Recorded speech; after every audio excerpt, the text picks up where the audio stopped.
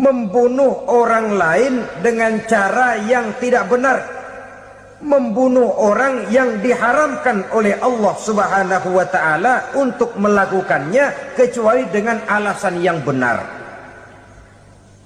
Kita tahu Islam adalah agama damai. Sesuai dengan namanya, ia tidak dikembangkan dengan pedang dan kekerasan. Ia dikembangkan dengan keteladanan dan tuntunan moral. Oleh karena Islam bukan agama kekerasan, Islam pun tidak mementingkan dan mengajarkan kekerasan kecuali dengan alasan yang benar dan bisa dipertanggungjawabkan. Membunuh dengan sengaja, menghilangkan nyawa orang lain tanpa alasan yang bisa dibenarkan adalah merupakan dosa besar dan satu di antara 7 perkara yang bisa mendatangkan kerusakan dalam kehidupan dan yang hendaknya harus kita jauhi. Saudara-saudara kaum muslimin rahimakumullah, beberapa waktu yang lalu di sebuah kota kecil yang indah bernama New Auckland. Saudara tahu New Auckland? Tuh dari Gunung Kidul masih ngidul lagi. Pernah diadakan satu seminar yang membicarakan bagaimana menyelamatkan masyarakat manusia dari bahaya Perang Dunia Ketiga. Diperkirakan kalau terjadi Perang Dunia Ketiga, manusia tidak akan tersisa. Sebab apa? Pada waktu itu cadangan nuklir yang dimiliki oleh bersama Amerika dan Rusia konon sudah sanggup memusnahkan 6 miliar manusia pada saat jumlah manusia baru 5 miliar. Jadi kelebihan nuklir dunia ini. Kalau terjadi Perang Dunia Ketiga, sulit manusia untuk tersisa. Maka dibahaslah di dalam seminar itu, wah, supaya tidak terjadi Perang Dunia Ketiga, maka perlombaan membuat senjata-senjata canggih, alat-alat pembunuh modern harus segera dibatasi. Dibahas, tidak mungkin kita membatasi perlombaan membuat senjata. Kenapa?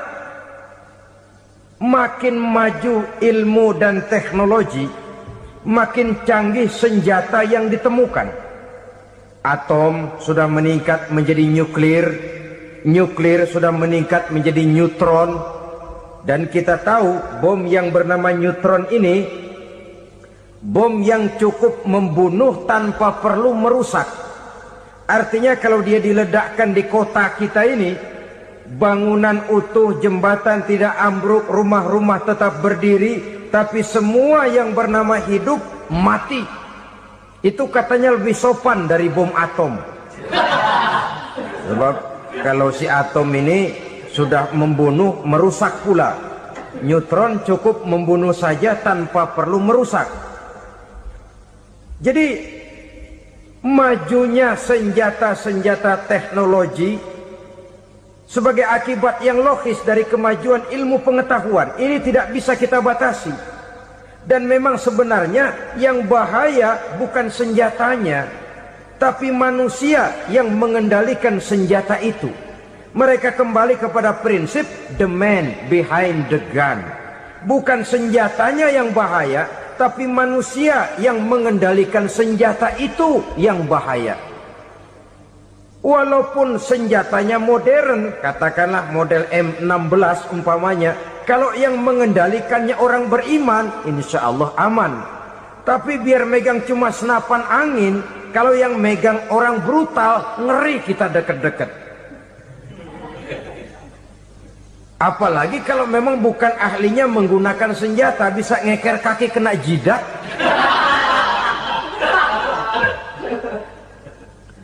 Mereka kembali kepada prinsip lama yang tetap baru. Bukan senjatanya yang harus dibatasi, manusia yang mengendalikan senjata itu yang perlu dibicarakan. Nah, kalau begitu, agar manusia tidak mempergunakan senjata sewenang-wenang, apa yang harus kita lakukan? Ya, manusianya harus bermoral. Ya, tapi moral yang mana? Di dunia ini banyak ajaran tentang moral. Itu pun mudah saja. Di sini kan kita undang saja ahli dari berbagai agama untuk membicarakan konsep perdamaian menurut agamanya masing-masing. Baik, setuju itu, setuju. Maka tampillah para ahli agama, mereka kembali kepada prinsip moral daripada konsep yang terkandung di dalam ajaran agama untuk menegakkan perdamaian.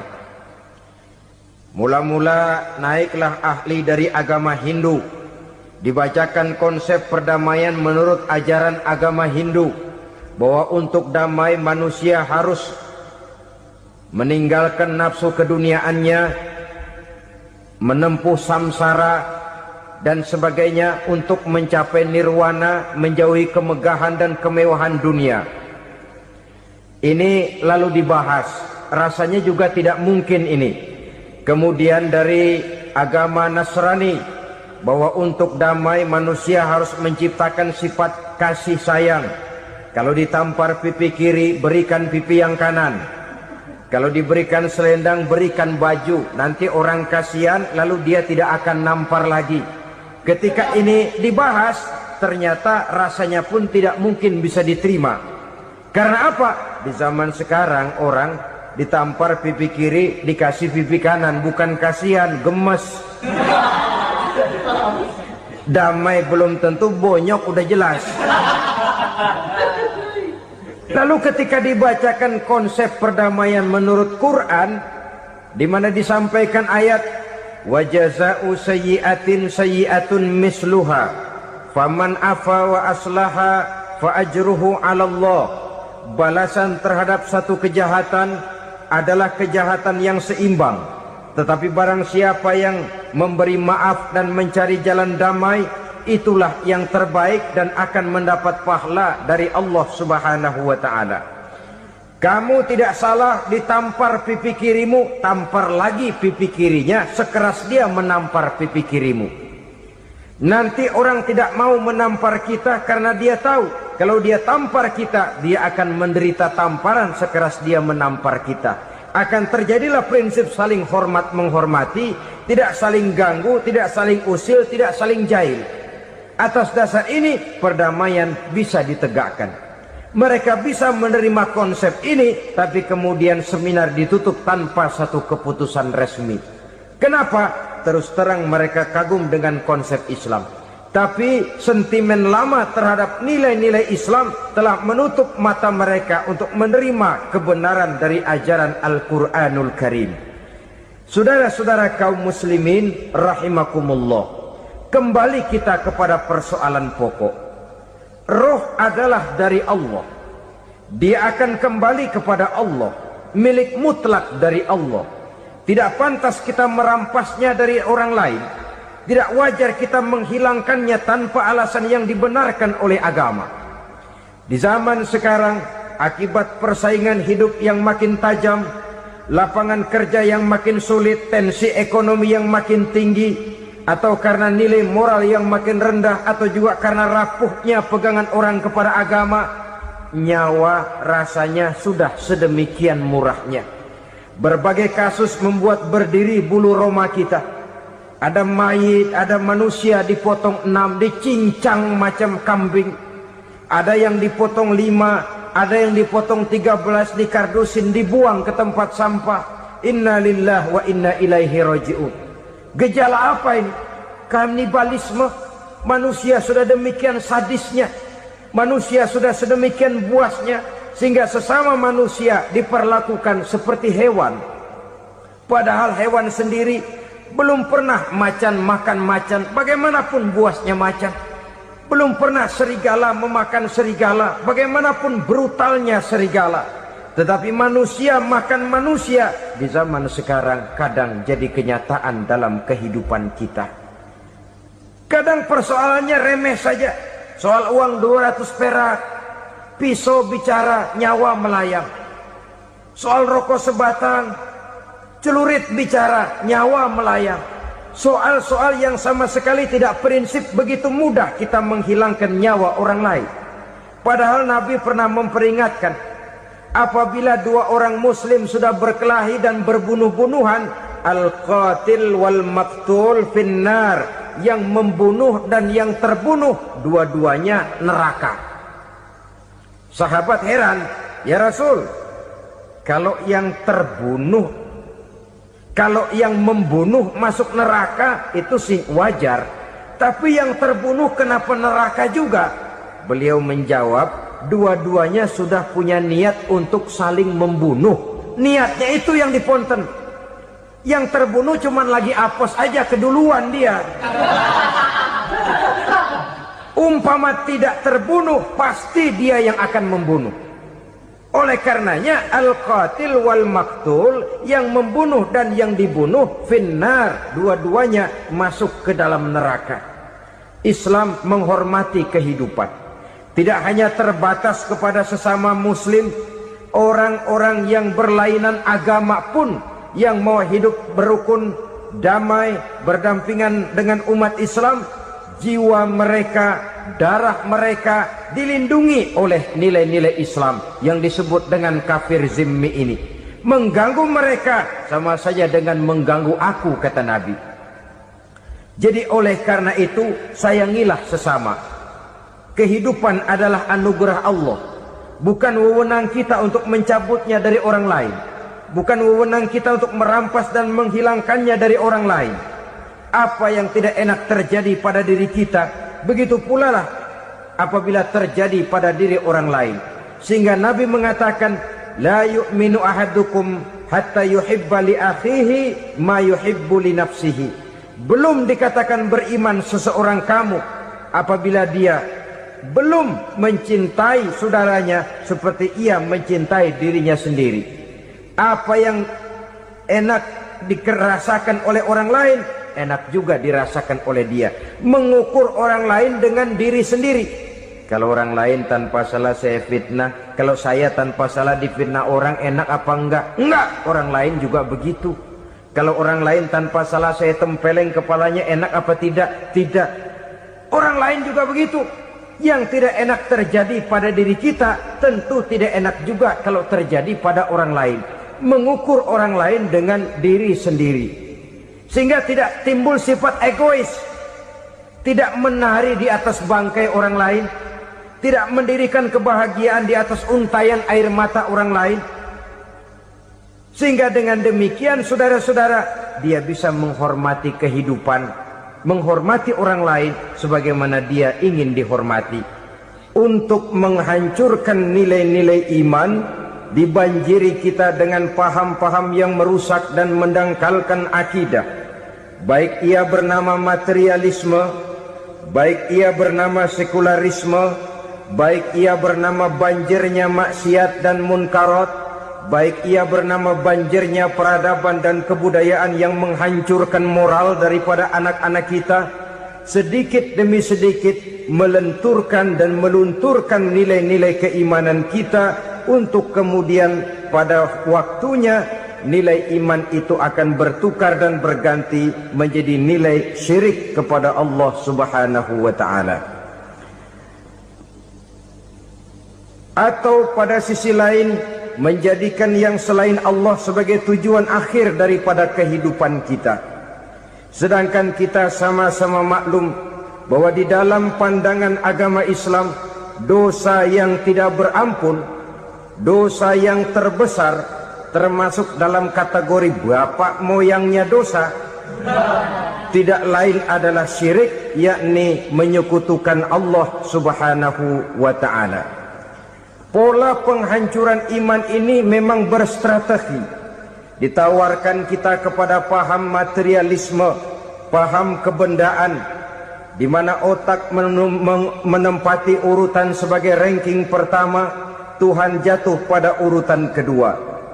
Lalu menyusul kepada paham sekularisme, Allah dipisahkan dari seluruh kegiatan hidup ini, untuk pada gilirannya menjadikan yang selain Allah sebagai tujuan akhir daripada seluruh kegiatan hidup kita. Oleh karenanya, kewajiban menjaga nilai-nilai iman ini merupakan kewajiban yang mulia tetapi berat, tidak hanya untuk kita, tetapi juga bagaimana mewariskannya kepada anak-anak kita, generasi yang akan datang. Orang-orang tua bijaksana yang diceritakan di dalam Al-Quran, kalau sudah berpikir tentang anak-anaknya, pertanyaan yang paling mereka risaukan ialah, ma ta'buduna min ba'di.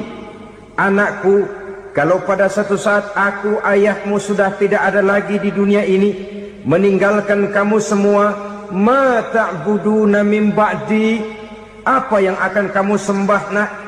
Jikalau sekarang ayahmu masih mau ke masjid, masih mau melakukan rukuk dan sujud, masih beribadah menyembah Allah Subhanahu wa ta'ala, kalau orang tuamu sudah tidak ada, ma ta'buduna min ba'di, masihkah engkau mau datang ke masjid? Masihkah engkau mau rukuk dan sujud? Masihkah engkau mau menyembah Allah Subhanahu wa ta'ala? Pertanyaan ini yang dipikirkan oleh Nabi Yakub kepada putra-putranya. Pertanyaan ini yang diteruskan oleh Nabi Ibrahim kepada anak-anaknya. Pertanyaan ini yang diwariskan oleh generasi ulama salafus saleh kepada para generasi berikutnya. Bagaimana kita generasi sekarang? Kita orang-orang tua sekarang bukan berfikir ma ta'buduna min ba'di, malah yang kita fikirkan ma ta'kuluna min ba'di. Kalau bapak tidak ada nanti kamu makan apa nak? Perkara kamu nyembah apa, urusan nomor 18. Yang penting kamu nanti hidup bisa makan nak. Maka kita sibuk mewariskan harta kepada anak-anak kita. Kita sibuk mewariskan kebun dan tanah kepada anak-anak kita. Kita sibuk mewariskan pabrik kepada anak-anak kita, sementara kita lupa mewariskan intan yang paling mahal, mewariskan mutiara yang paling berharga, yaitu nilai iman kepada Allah Subhanahu wa ta'ala. Alangkah baiknya apabila warisan harta, warisan tanah dan kebun, warisan rumah dan pabrik didasari lebih dahulu dengan mewariskan nilai iman kepada Allah Subhanahu wa ta'ala. Sebagai orang-orang tua, kita boleh bersedih kalau anak kita tidak mengerti komputer. Kita boleh bersedih kalau anak kita tidak mengerti matematika. Kita boleh bersedih kalau anak kita tidak mengerti bahasa Inggris. Tapi sewajarnya lebih bersedihlah kita orang tua jikalau mempunyai anak yang tidak kenal Allah sebagai Tuhannya, yang kemudian tidak mau rukuk dan sujud kepada Allah Tuhannya. Itulah kemalangan yang paling malang bila kita meninggalkan generasi yang tidak bertauhid kepada Allah Subhanahu wa ta'ala. Betapapun anak kita tidak ngerti komputer, saudara, paling-paling kerugiannya cuma kerugian dunia. Masuk dia ke alam barzakh, munkar nakir tidak akan sempat tanya kau belajar komputer apa tidak. Kumpul dia di padang mahsyar, malaikat juga tidak akan tanya matematikamu nilainya berapa. Yang ditanya kau kenal Allah, kau rukuk dan sujud kepadanya, kau pernah datang ke masjid. Oleh karena itu sekali lagi, menjaga nilai iman tidak hanya untuk kita, tetapi juga mewariskannya kepada anak-anak kita, generasi yang akan datang. Sungguh kemalangan yang paling besar apabila kita meninggalkan anak-anak kita. Mereka kita tinggalkan lemah ekonominya, itu tidak baik. Mereka kita tinggalkan lemah otaknya, itu pun akan membuat mereka tertinggal oleh yang lain. Tapi yang paling celaka, jikalau kita tinggalkan mereka dalam kondisi lemah imannya, rapuh akidahnya, tidak baik dan tidak betul keyakinan hidupnya. Oleh karena itu Nabi berpesan, jauhilah 7 perkara yang merusak. Yang pertama, syirik kepada Allah Subhanahu wa ta'ala. Menyekutukan Allah baik dalam ucapan, dalam keyakinan, ataupun dalam perbuatan. Ini perkara pertama yang termasuk 7 perusak besar di dalam kehidupan. Kalau sudah jatuh kita ke lembah syirik, bagaimanapun banyak kebaikan yang kita kerjakan, berjiwa sosial, bertangan pemurah, gemar menolong orang lain, kalau memang dasarnya syirik, maka seluruh kebaikan kita akan hancur, tidak akan ada nilainya dalam pandangan Allah Subhanahu wa ta'ala. Dalam pandangan manusia, mungkin kita dicatat sebagai orang sosial, gemar menolong orang lain, tidak berpangku tangan melihat orang yang mendapat kesulitan, tapi oleh karena dasarnya syirik, dasarnya tidak mentauhidkan Allah, maka seluruh nilai kebaikan yang kita kerjakan tidak akan ada nilainya dalam pandangan Allah Subhanahu wa ta'ala. Maka jagalah iman kita jangan sampai dihinggapi penyakit syirik yang bagaimana kecilnya sekalipun. Sekali lagi, baik syirik dalam bentuk ucapan, syirik dalam bentuk keyakinan, sampai kepada syirik dalam bentuk perbuatan, kita berhindar kepada sifat-sifat yang sedemikian itu. Karena apa? Dalam satu ayat Quran Allah Subhanahu wa ta'ala menjelaskan, innallaha la yaghfiru ayyushraka bih wa yaghfiru ma duna dzalika liman yasha. Allah tidak akan memberi ampun kepada orang-orang yang menyekutukannya, tapi Allah masih mau memberikan ampun kepada dosa-dosa yang selain itu bagi orang-orang yang dikehendakinya. Dosa selain syirik, apabila kita bertaubat, Allah masih mau mengampuni. Tapi kalau sudah jatuh ke tempat syirik, itu sudah dosa yang tidak berampun. Taubatnya tidak lain melepas syirik, kembali kepada tauhid, berkeyakinan bahwa hanya ada Allah Subhanahu wa ta'ala, Tuhan satu-satunya yang lam yalid walam yulad walam yakul lahu kufuwan ahad. Tidak beranak, tidak pula diperanakkan, dan tidak satupun yang dapat menyerupai Tuhan Allah Subhanahu wa ta'ala. Saudara-saudara kaum muslimin rahimakumullah, bahwa kita di zaman sekarang memang tidak menyembah berhala, ya. Bahwa kita tidak berterang-terangan mengatakan Tuhan lebih dari satu, memang. Bahwa kita tidak berkeyakinan Tuhan itu punya anak atau diperanakkan, tentu. Tapi dalam perbuatan dan i'tiqad, kita kadang-kadang jatuh tanpa kita sadari ke tempat yang bernama syirik ini. Oleh karenanya, di zaman di mana teknologi makin canggih, di mana kemajuan pembangunan makin menjangkau berbagai aspek kehidupan, diperlukan keseimbangan antara kemajuan fisik material dengan kemajuan mental spiritual. Apabila tidak ada keseimbangan, yang terwujud tentulah kepincangan, yang diawali dengan pincangnya cara kita berpikir, sehingga pada akhirnya akan mengarah kepada pincangnya cara kita berbuat dan bertindak di dalam kehidupan kita. Oleh karena itu, Nabi berpesan, jauhilah sifat syirik, karena syirik merupakan dosa yang teramat besar. Ini sifat merusak yang pertama. Yang kedua, kata Nabi, wasihra, jauhilah sihir. Sihir ini juga termasuk perkara yang merusak kehidupan. Kita semua sama-sama maklum bahwa sihir sebenarnya bukan persoalan baru. Sejak sebelum datang Islam, sihir itu sudah ada. Di zaman Yunani kuno, sihir ada. Di zaman Mesir kuno, di zaman Cina kuno, dan yang lain-lain yang serba kuno, sihir itu sudah ada. Bahkan para nabi pun, para rasul yang diutus oleh Allah Subhanahu wa ta'ala, senantiasa berhadapan dengan ahli-ahli sihir untuk menguji kebenaran dari misi yang mereka bawa. Sihir adalah perbuatan di luar kebiasaan yang bisa dikerjakan oleh ahlinya dengan bantuan jin atau setan. Hukum mempelajari sihir adalah haram, mengamalkannya lebih haram lagi.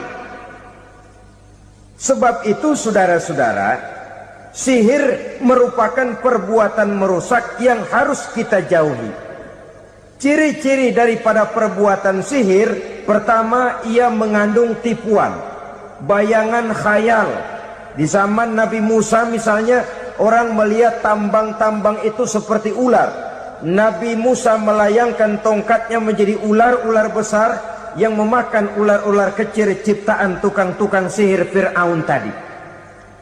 Lalu sihir bisa terjadi dengan bantuan jin kafir atau setan. Kemudian ciri yang ketiga, sifatnya halus dan tersembunyi. Taruh kata ada seorang ahli sihir yang mempergunakan ayat-ayat Quran sebagai jompa-jampe, sebagai baca-bacaan, itu cuma sekedar kedok. Tujuannya tidak lain menjadikan agama sebagai kedok untuk membenarkan cara yang dimurkai oleh Allah Subhanahu wa ta'ala. Satu hadis yang diriwayatkan oleh Imam Bazar dan Tabrani, Nabi berpesan, "Laisa minna man tatayyara lahu au takahhana au tukuhina lahu au sahira lahu." Tidak termasuk ke dalam golonganku, kata Nabi. Tidak termasuk umatku. Siapa mereka? Man tatayyara lahu, orang yang bertatoyur. Apa tatoyur itu? Dari kalimat toyaro, artinya terbang. Toir biasa diartikan dengan burung. Tatoyaro percaya kepada suara-suara burung. Man tatayyara lahu, mempercayai, meyakini dengan benar-benar kepada suara beburungan. Kan suka ada itu, nah bunyi burung tuh, maling liwat. Maling liwat. Burung bunyi, maling liwat. Itu termasuk tatayyara lahu, percaya kepada suara burung. Kan aneh kalau suara orang nggak dipercaya, suara burung malah dipercaya.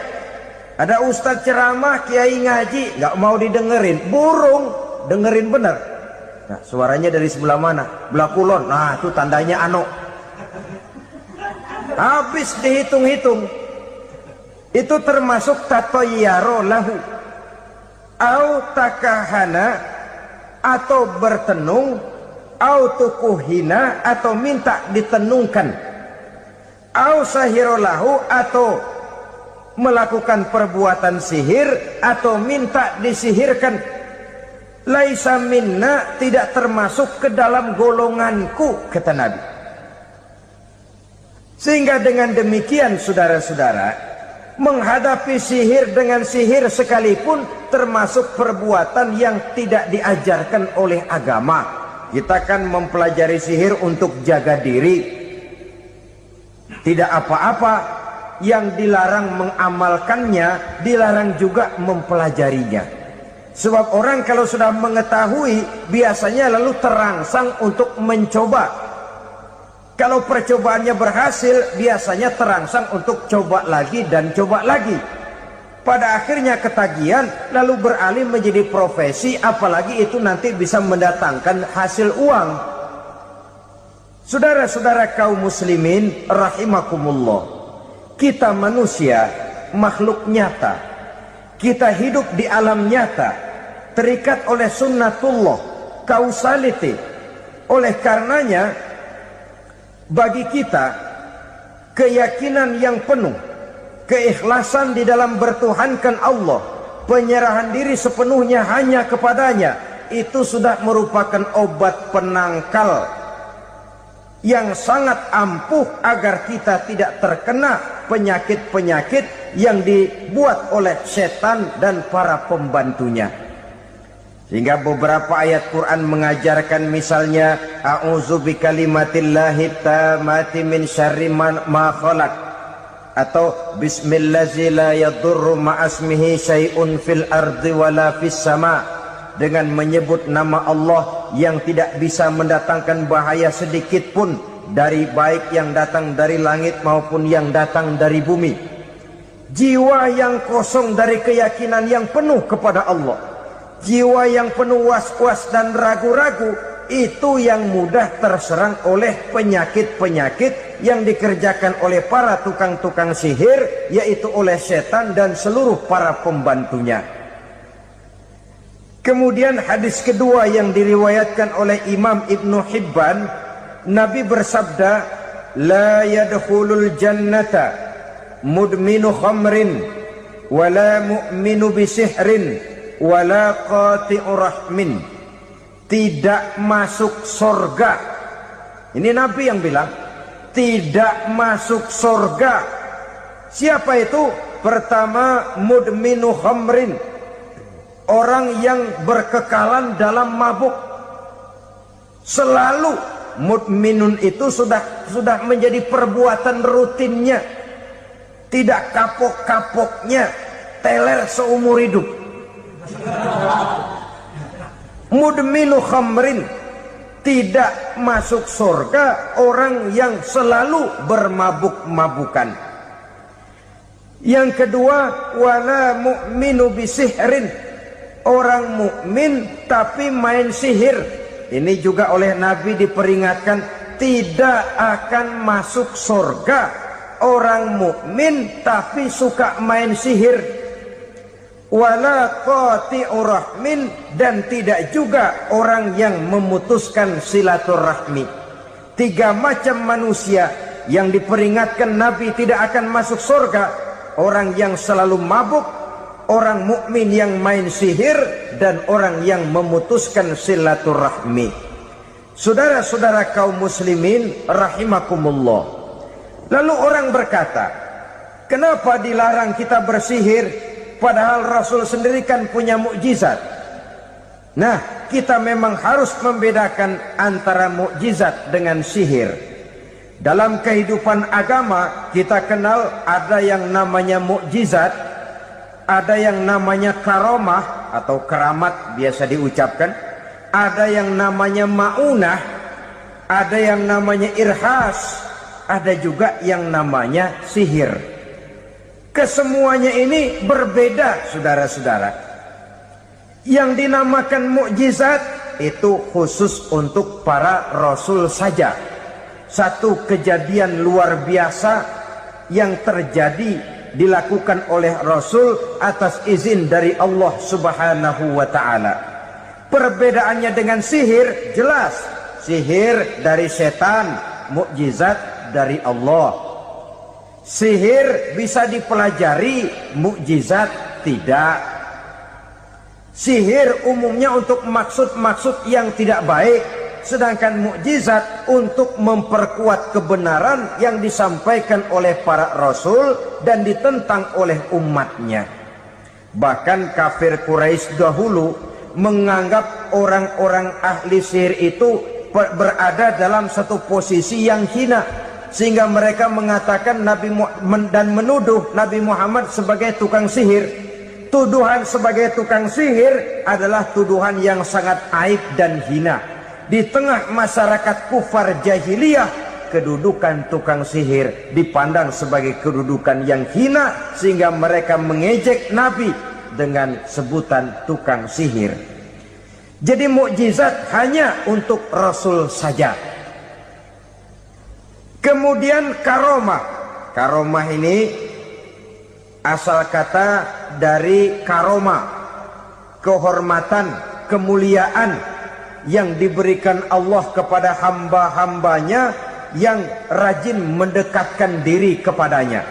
Oleh karena ketekunannya melaksanakan ibadah, Allah memberikan keistimewaan kepada orang itu, yang dengan keistimewaannya dia bisa mengerjakan yang tidak bisa dikerjakan oleh orang lain. Karomah hanya bisa dicapai dengan prestasi ibadah. Kalau sihir, mau ibadah apa enggak, asal dia belajar, bersatu dan berteman dengan setan, memenuhi persyaratan-persyaratan setan, biasanya lalu bisa. Sedangkan karomah tidak mungkin terwujud tanpa orang mendekatkan diri sedekat-dekatnya kepada Allah Subhanahu wa ta'ala. Maka kita lihat biasanya orang-orang yang punya ilmu sihir, mukanya rata-rata nggak enak dilihat. Kumuh, jauh dari air wudhu, jauh dari sujud kepada Allah, malah berteman dengan setan, menjadi pelayan-pelayannya setan. Saudara-saudara, adapun maunah, keistimewaan yang diberikan Allah kepada hamba-hambanya yang belum sampai kepada tingkat wali, tapi orang itu lebih banyak kebaikannya daripada kesalahannya. Umpamanya, saudara jalan bertiga di pinggir jalan, saudara ada pada posisi di tengah, lalu bertiga ini ketabrak mobil, menurut perhitungan saudara mati lebih dahulu. Tapi terjadi hal yang aneh, dua teman saudara mati, saudara malah cuma luka dan lecet sedikit saja. Apa itu? Kalau kita lebih banyak kebaikannya daripada kesalahannya, itu yang dinamakan ma'unah, pertolongan yang diberikan Allah kepada hamba-hambanya yang lebih banyak kebaikannya daripada kesalahannya.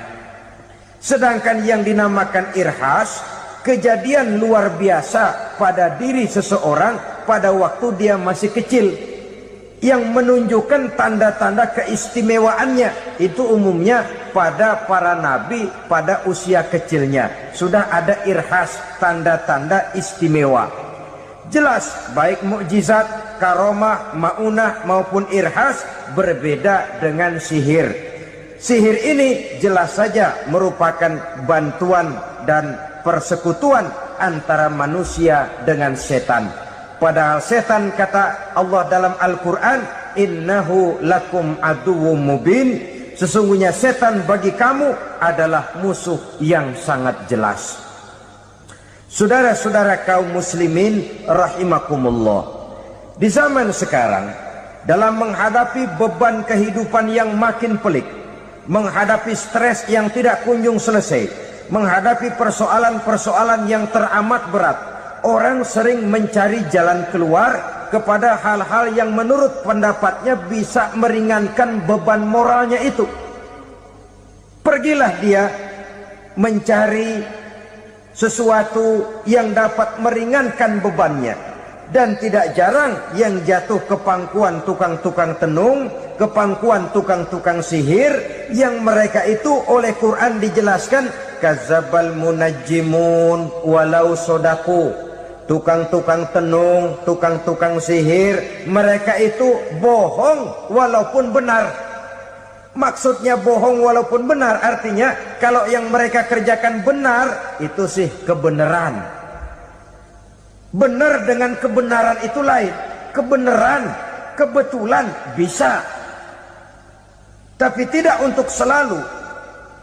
Apalagi kalau itu sudah membahayakan kehidupan orang lain. Jadi oleh karena itu Nabi berpesan, jauhilah daripada sihir.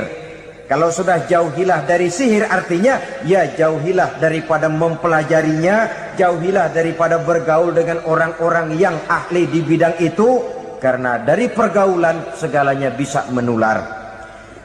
Baiklah saudara, ini yang kedua. Yang ketiga pesan Nabi, wa qatlan nafsil lati harramallahu illa bil haq, membunuh orang lain dengan cara yang tidak benar, membunuh orang yang diharamkan oleh Allah Subhanahu wa taala untuk melakukannya kecuali dengan alasan yang benar. Kita tahu Islam adalah agama damai, sesuai dengan namanya. Ia tidak dikembangkan dengan pedang dan kekerasan. Ia dikembangkan dengan keteladanan dan tuntunan moral.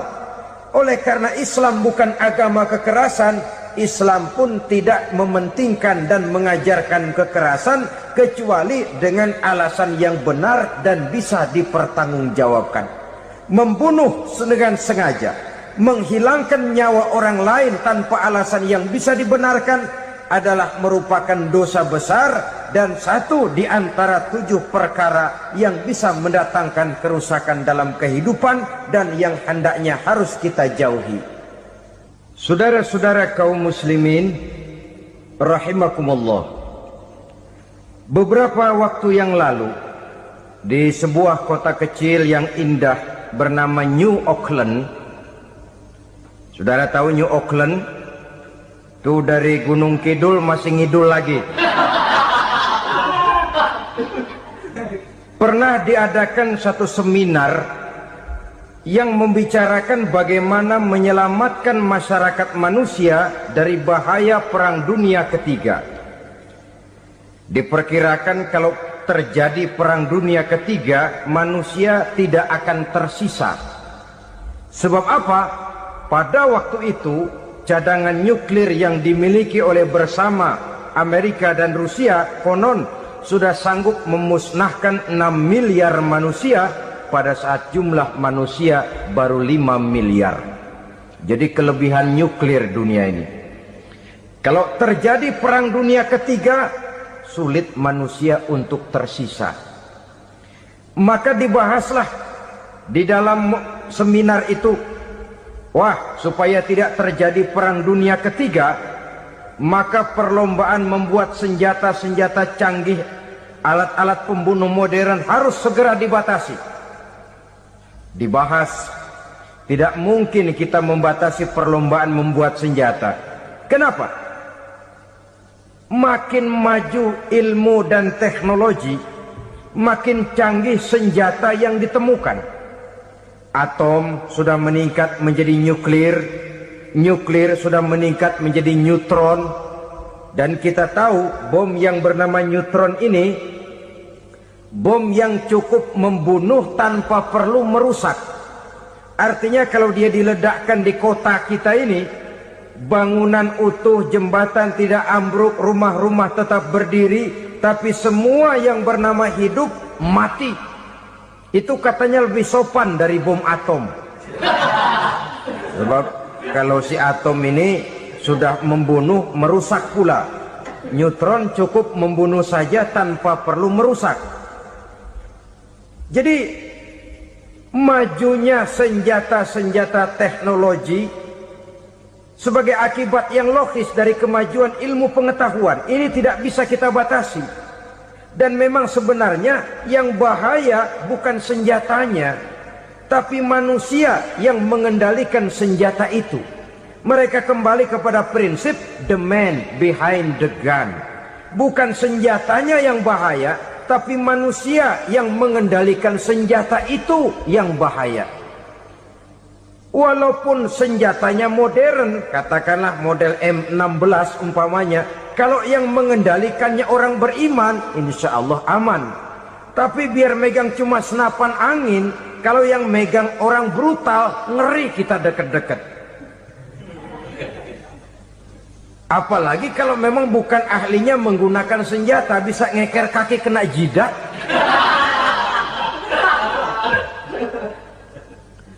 Mereka kembali kepada prinsip lama yang tetap baru. Bukan senjatanya yang harus dibatasi, manusia yang mengendalikan senjata itu yang perlu dibicarakan. Nah, kalau begitu, agar manusia tidak mempergunakan senjata sewenang-wenang, apa yang harus kita lakukan? Ya, manusianya harus bermoral. Ya, tapi moral yang mana? Di dunia ini banyak ajaran tentang moral. Itu pun mudah saja. Di sini kan kita undang saja ahli dari berbagai agama untuk membicarakan konsep perdamaian menurut agamanya masing-masing. Baik, setuju itu? Setuju. Maka tampillah para ahli agama, mereka kembali kepada prinsip moral daripada konsep yang terkandung di dalam ajaran agama untuk menegakkan perdamaian. Mula-mula naiklah ahli dari agama Hindu.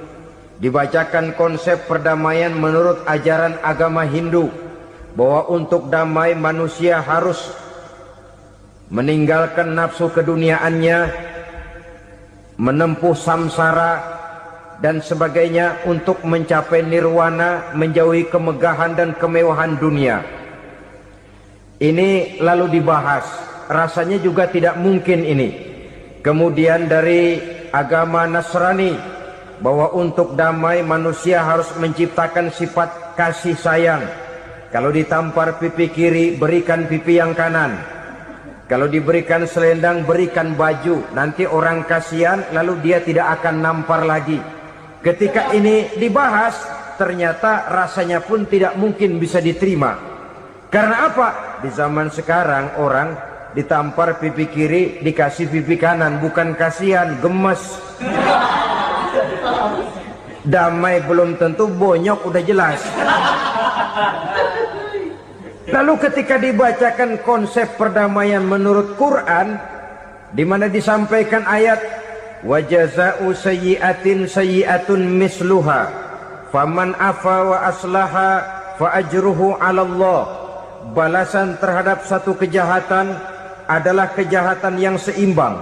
Tetapi barang siapa yang memberi maaf dan mencari jalan damai, itulah yang terbaik dan akan mendapat pahala dari Allah Subhanahu wa ta'ala.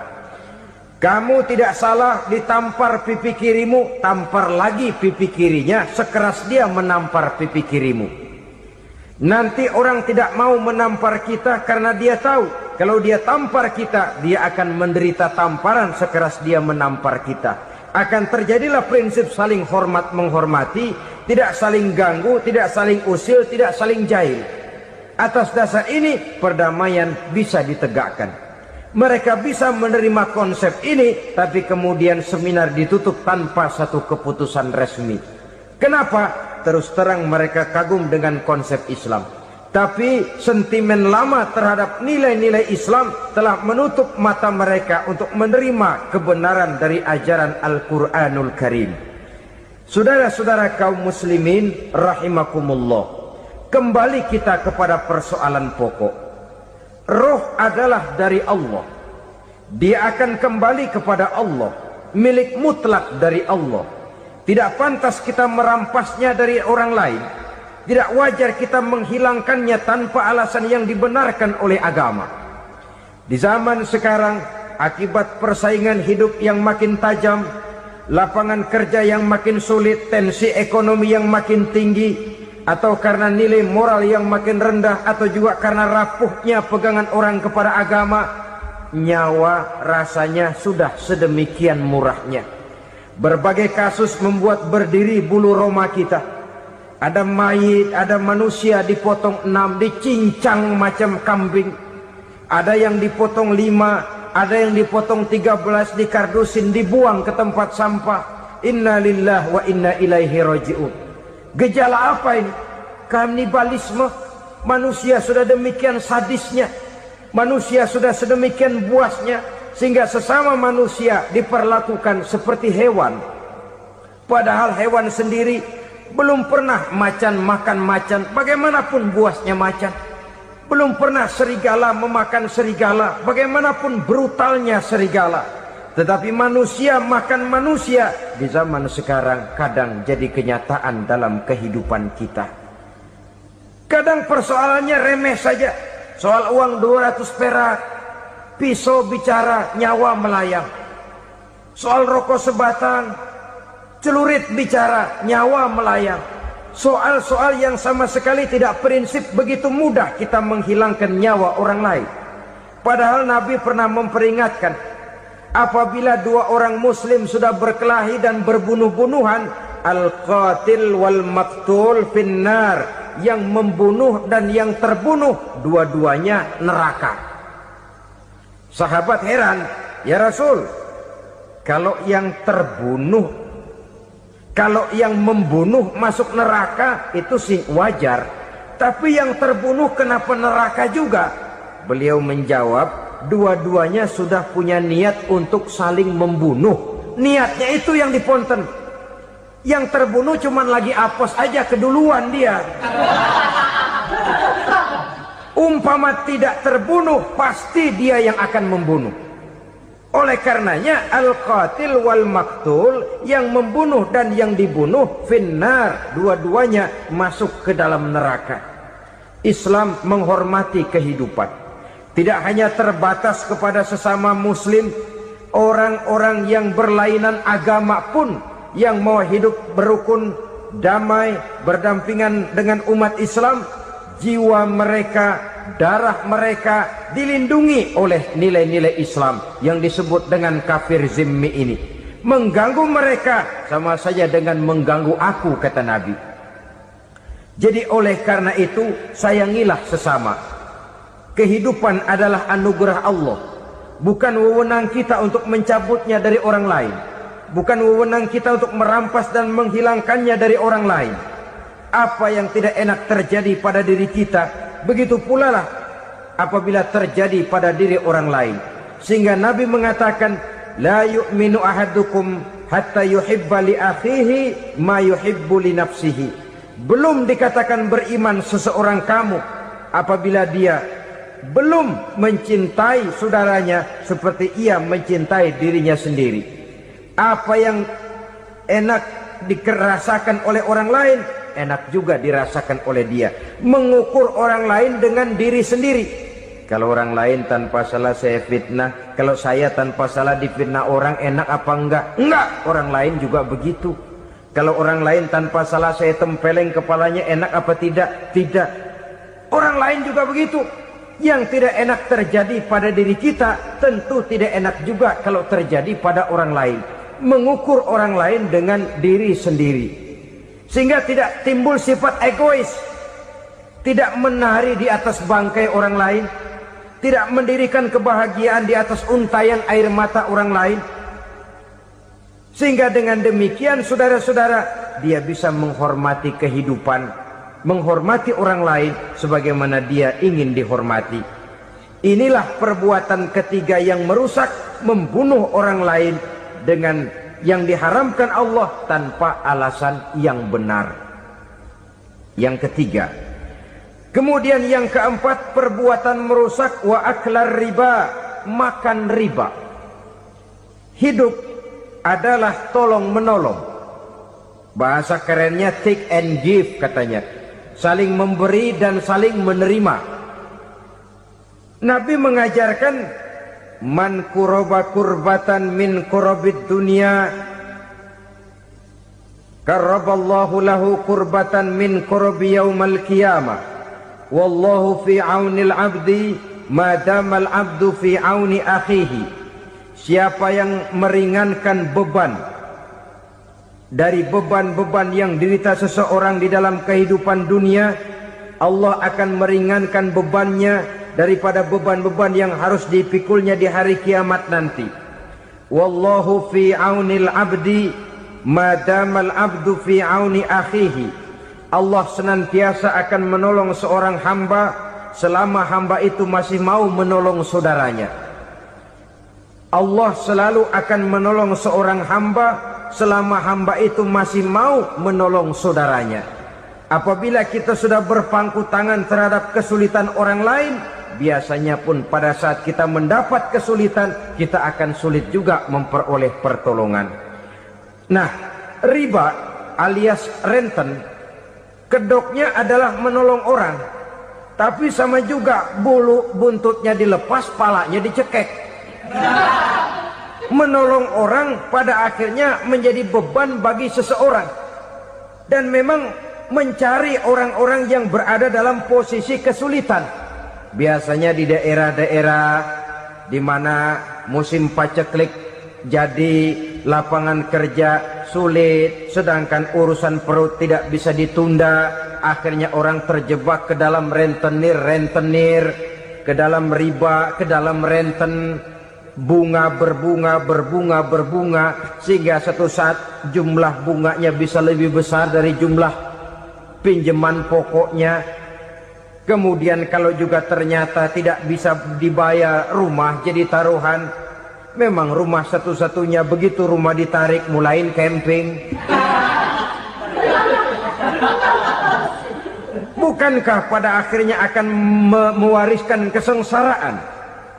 Oleh karena itu, kepada kita berusahalah jangan berhubungan dengan rentenir, jangan makan renten dan riba. Kepada mereka yang melaksanakan riba, walaupun mendatangkan keuntungan materi, tapi percayalah harta yang didapat dengan jalan riba tidak akan membawa keberkahan. Manakala tidak membawa keberkahan, dia tidak akan mendatangkan ketenangan di dalam kehidupan kita. Oleh karenanya, memakan harta riba termasuk perbuatan yang merusak sendi-sendi kehidupan sosial, merusak kehidupan orang lain, merusak kehidupan masyarakat, tetangga, pergaulan dan sebagainya. Yang kelima, wa akla malil yatim, memakan harta anak yatim dengan cara yang zalim. Nih, memang lezat. Anak yatim itu nggak tahu urusan apa-apa. Kita diamanahkan untuk mengurusinya. Kadang-kadang dibentuklah panitia penyantunan yatim piatu. yatimnya mah tetap kelaparan, panitianya yang pada gendut.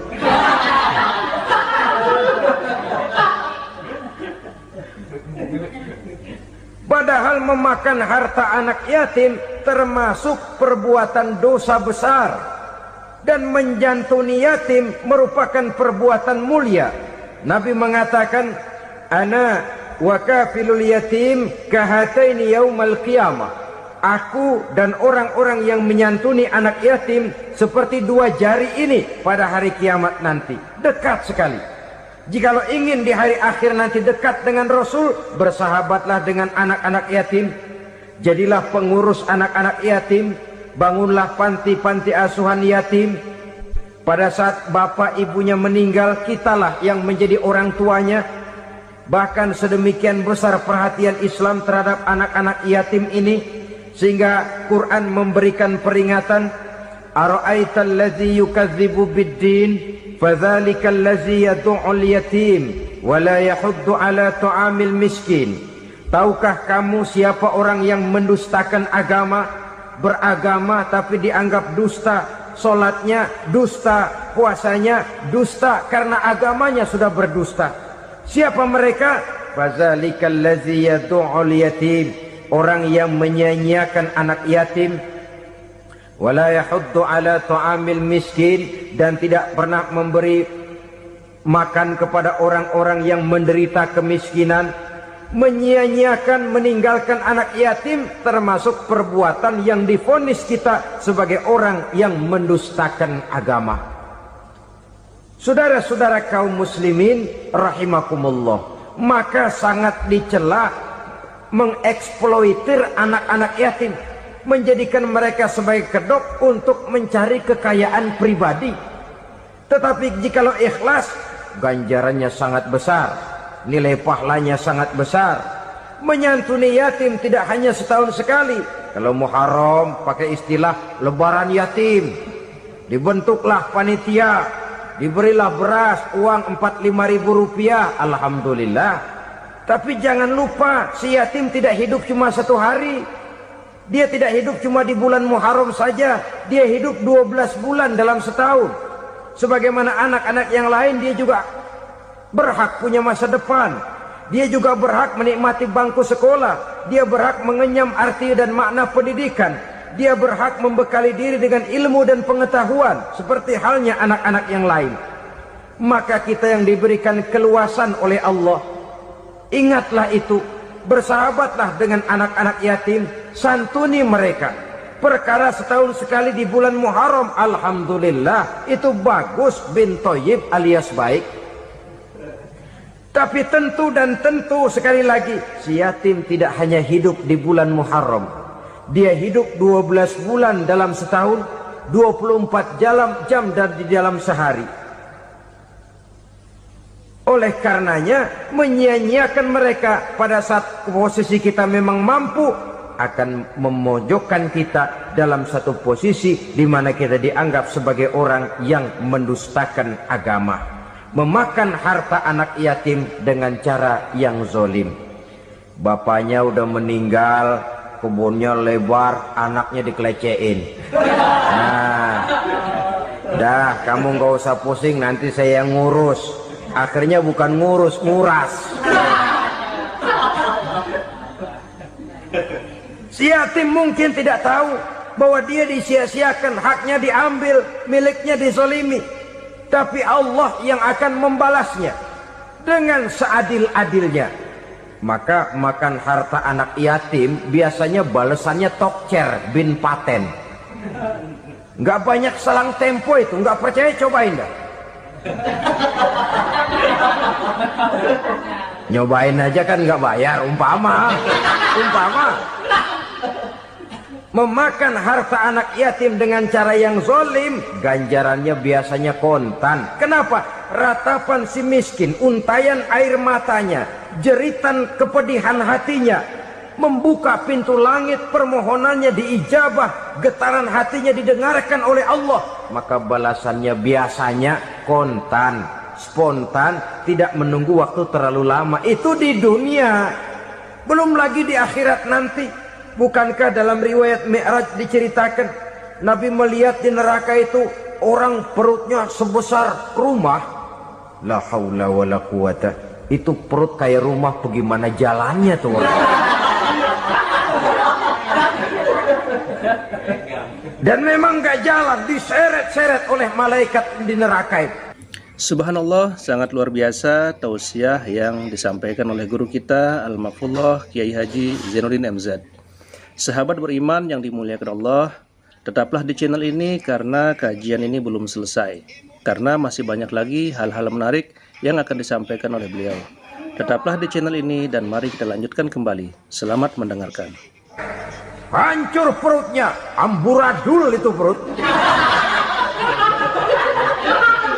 Berantakan isinya, dibulatkan lagi, diseret lagi, hancur lagi, dibulatkan lagi. Sampai Nabi tanya, orang itu begitu berat siksanya kenapa ya Jibril?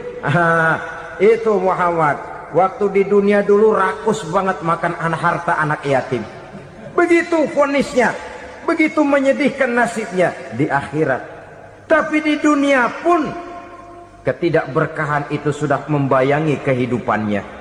Oleh karena itu, kepada saudara-saudara yang mendapat titipan anak yatim, berbahagialah. Karena semulia-mulia rumah adalah rumah yang di dalamnya ada anak yatim yang disantuni. Sehina-hina rumah adalah rumah di mana di dalamnya ada anak yatim yang disia-siakan. Begitu kata Nabi kita. Rumah yang paling mulia dalam pandangan Allah, rumah yang di dalamnya ada anak yatim yang disantuni. Rumah yang paling hina dalam pandangan Allah, rumah yang di dalamnya ada anak yatim yang nasibnya disia-siakan. Berbahagialah saudara apabila menjadi penyantun anak-anak yatim, pelindung mereka, sehingga mereka mempunyai masa depan sebagaimana anak-anak lainnya. Rasulullah sendiri sedemikian peka terhadap keadaan anak-anak yatim karena beliau sendiri memang mengalami umur 6 bulan dalam kandungan ibu, beliau sudah ditinggalkan oleh ayahnya. Pada saat berusia 6 tahun ibu sudah meninggal. Yatim piatu dalam usia di mana beliau sedang perlu belas kasih seorang ibu dan pengertian seorang bapa. Kepekaan itu lalu timbul, bahkan kemudian sampai kepada beliau berkata, aku dan orang yang menyantuni anak yatim seperti jari tengah dan jari telunjuk di hari akhirat nanti. Sedemikian dekatnya. Baiklah ya, jadi yang kelima, memakan harta anak yatim. Jauhi karena ini perbuatan yang merusak. Yang keenam, watawalli yaumaz zahfi. Melarikan diri pada hari pertempuran. Apa ini? Khianat. Tidak konsekuen dengan konsep perjuangan. Pada mulanya keras benar teriak, berantas korupsi, ganyang korupsi. Cuma karena belum dapat giliran. Begitu dia naik dapat kesempatan, korupsinya lebih edan dari yang diteriakinya. Ini termasuk tawalli yaumaz zahfi. Berpaling pada hari peperangan. Di saat menghadapi musuh, kalau belum kelihatan musuh, teriaknya nyaring bener. Jangan takut demi kebenaran sampai titik darah yang paling penghabisan. Musuh belum kelihatan. Begitu musuh sudah kelihatan, paling dulu lari ke belakang. Kalau diajak berjuang ada saja alasannya. Sehingga Quran memberikan peringatan kepada kita semua. Mengapa kamu ini berat? Kalau sudah diajak berjuang di jalan Allah, kakimu seperti terhunjam berakar di perut bumi. Berat untuk melangkah berjuang. Lari dari pertempuran tidak konsekuen dengan konsepsi perjuangan. Mau enaknya saja. Dalam kondisi yang sulit lalu berpangku tangan. Ini termasuk ciri munafik yang di dalam Al-Quran disindir dengan bahasa kullama adha'a lahum masyaufi wa iza azlama alaihim qamu. Waktu terang mereka jalan, giliran gelap mereka mandek. Artinya, maksudnya kalau giliran ada untungnya aja rame-rame teriak Islam. Tapi begitu diminta berjuang, dituntut berkorban, rame-rame mundur. Waktu dilihat di Islam ada untungnya, rame-rame teriak Islam. Pak, saya Islam banget, Pak. KTP saya Islam, Pak. Pokoknya Islam banget dah. Tapi ketika diminta berjuang, dituntut sedikit berkorban, rame-rame mengundurkan diri. Tahun 65 PKI berontak. Waduh, waktu itu jadi orang Islam untung itu. Nggak dikejar-kejar, aman. Masjid rame, mobil-mobil mewah parkir di depan musola dan masjid. Kenapa? Waktu itu asal udah ke masjid aman. Islam selamat, untung. Tapi begitu keadaan aman, yang parkir di musola sepeda butut melulu.